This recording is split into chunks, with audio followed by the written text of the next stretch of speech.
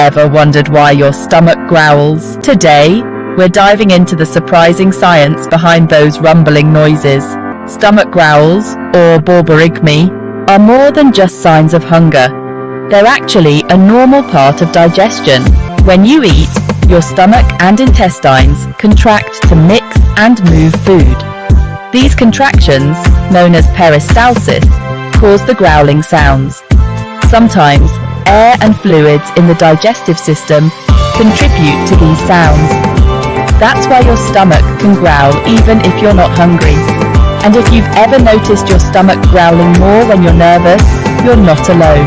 Stress can increase digestive activity, making those noises more noticeable. Remember, these sounds are usually completely normal. But if they're accompanied by pain or discomfort, it's always good to check with a healthcare professional.